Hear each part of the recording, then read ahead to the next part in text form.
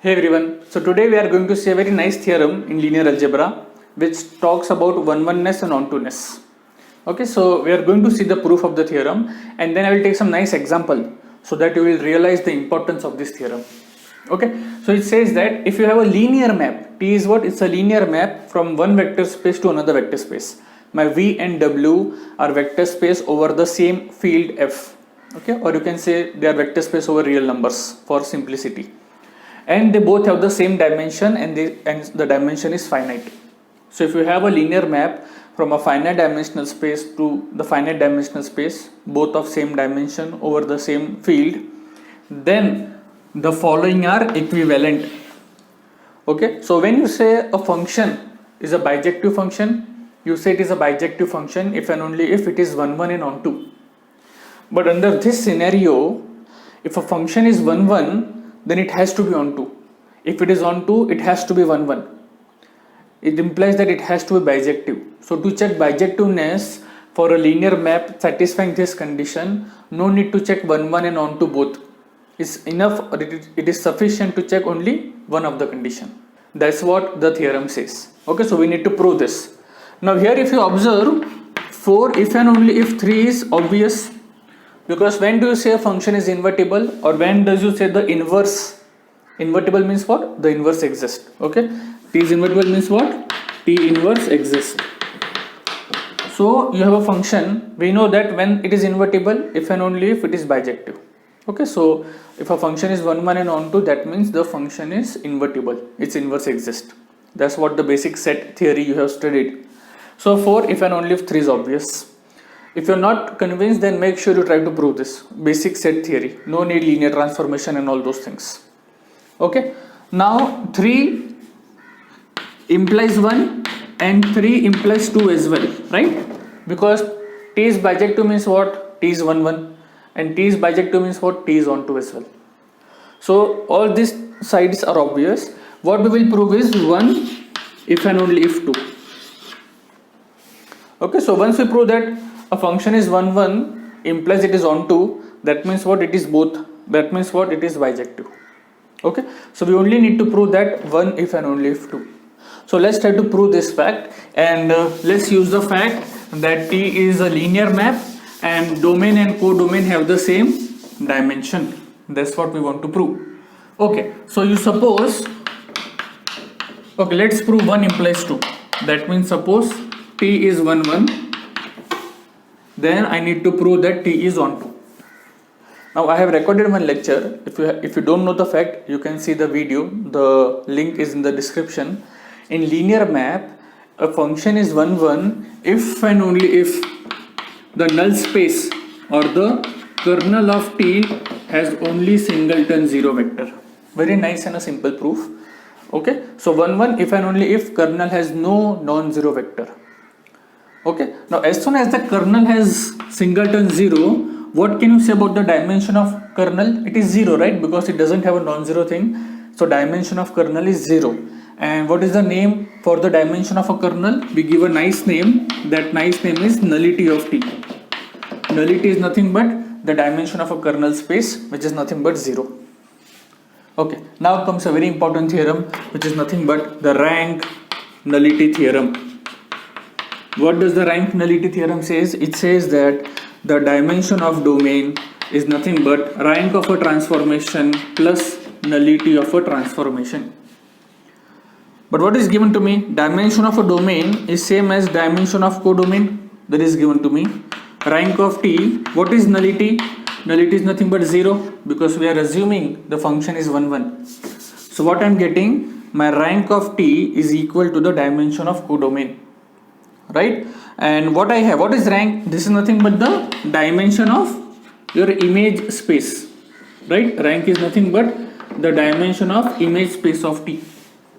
So what we are having is my image is subspace of W and dimension of image space is equal to dimension of W. That's what we got from here.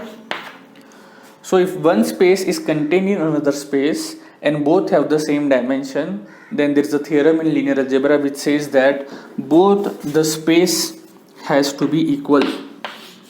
That means my range is equal to the complete codomain. And whenever your range is equal to codomain, then we say such a map to be an onto map. Okay, so therefore if T is 1 1, then it is onto. If you see, I am using plenty of big things to prove this result. First thing, I am using 1 1 if and only if kernel is 0. That's the first fact. Second fact, I am using rank nullity theorem, one of the very big theorem. And the third thing, I am using that if one space is contained in another space and both have the same dimension, then both the spaces has to be same. All these three facts requires a proof. Okay, and assuming all those things, we have 1 1 implies onto. Now let's prove the other way, that if this is an onto map, then it has to be a 1 1 map. Now T is onto, we want to prove T is 1 1. Now T is onto means what? Your image space is equal to the codomain. That means what? They both have the same dimension. That means dimension of image space is equal to dimension of codomain.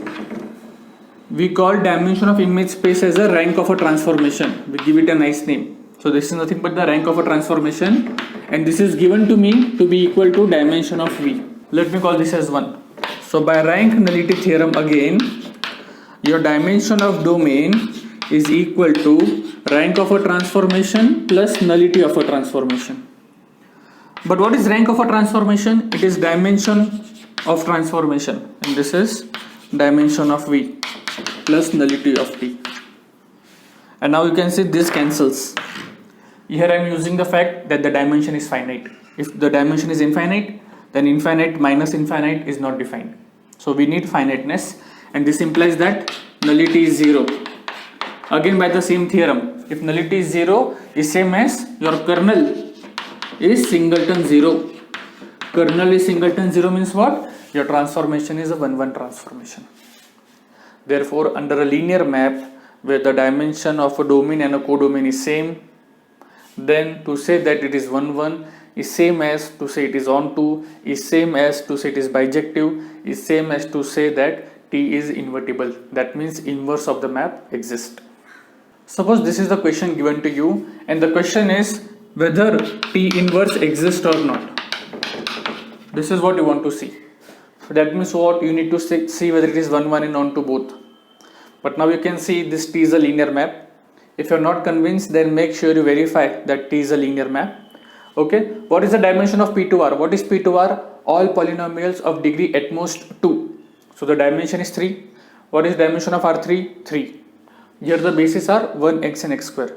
So dimension is 3, dimension is 3. Both have same dimension. Okay, and this is a linear map. Great. Dimension is finite. Great. So to show it is whether it exists or not, it is enough to check whether it is 1 1 or onto, any one of the thing. So again, checking onto is a bit tedious. You will need to solve a system. So let's check 1 1. But again, finding 1 1 is difficult. But we know that to check something is 1 1 in a linear map is same as to see whether the kernel is only singleton 0 or not. So ultimately, to check whether the inverse exists or not, the question boils down to check what is the kernel of the transformation. You see the importance of kernel. Okay, there are many good points or importance of kernel. This is one of them. So what is the kernel? Set of all polynomials whose image is 0. What is the image? This is 0 means what? 3a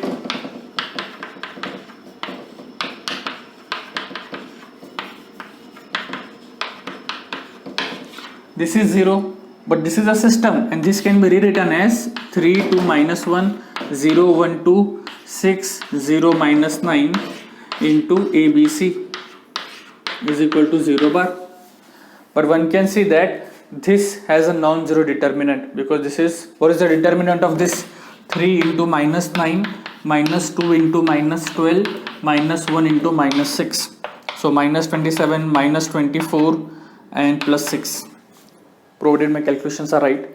But anyways, the determinant is non-zero, therefore the inverse exists. You take the inverse on that side, therefore your ABC has to be 0. As soon as your ABC is 0, the polynomial has to be 0. So since the kernel has only singleton 0, therefore T is 1 1, and hence by the earlier theorem T is onto. No need to find the pre-image and all. because they have not asked you what is the inverse. They have asked you only whether the inverse exists or not. Such kind of questions you can expect in entrance exam, because if you know these facts, it really saves your time. Okay, so since this is 1 1, hence it is onto, therefore the inverse exists. So I hope this is clear. If yes, then do not forget to like, share and subscribe, and if you have any doubt, then you can ask me in the comment section. Thank you.